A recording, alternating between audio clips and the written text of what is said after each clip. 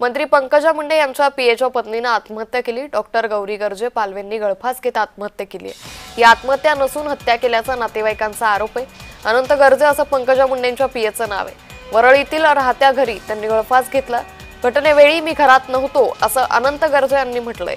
गौरी स्वतःला संपवत असताना अनंत गर्जे घरात उपस्थित होते अशी माहिती मात्र कुटुंबियांनी दिली आहे।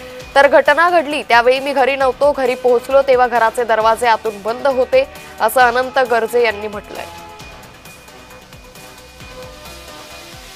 त्यामुळे घटनेवेळी मी घरात नव्हतो असं अनंत गर्जे यांनी म्हटलेलं आहे। मात्र कुटुंबियांनी ज्यावेळी गौरी गर्जे यांनी आत्महत्या केली त्यावेळी मात्र अनंत गर्जे घरात असल्याचा आरोप केलेला आहे।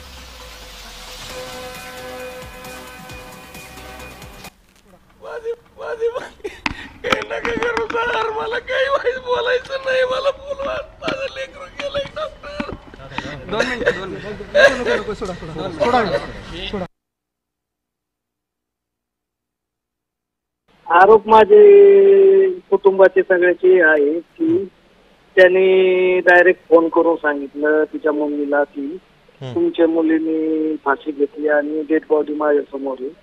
तर ठीक आहे, त्यांनी हॉस्पिटलला घेऊन गेला, हॉस्पिटलला थांबला नाही तो आणि त्याच्या मुलीच्या आईला डायरेक्ट त्याने असं सांगणं चुकीचं आहे। त्यांनी त्याचा जर काही दोष नसतं तर त्यांनी सांगणं काम होतं की आमच्या टोकाचे भांडणं झाले, तुम्ही बिडून या आणि इथं आपण बोलू। ते डेट झाली ते ठीक आहे, पण तिला डायरेक्ट सांगितले आणि हॉस्पिटलमध्ये थांबला नाही, कुठं नातेवाईकात आला नाही।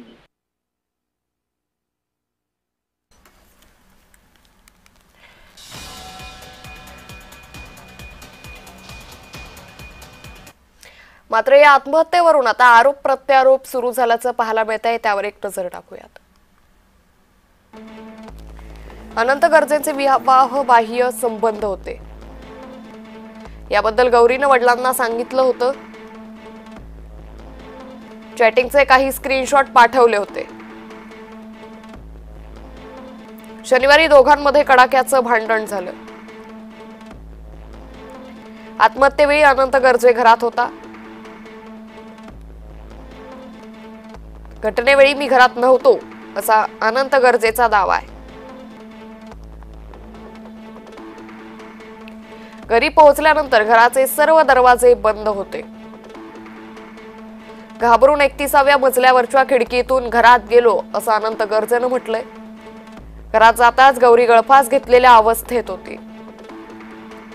तिला तातडीनं रुग्णालयात दाखल केलं असं अनंत गर्जेचं म्हणणं आहे।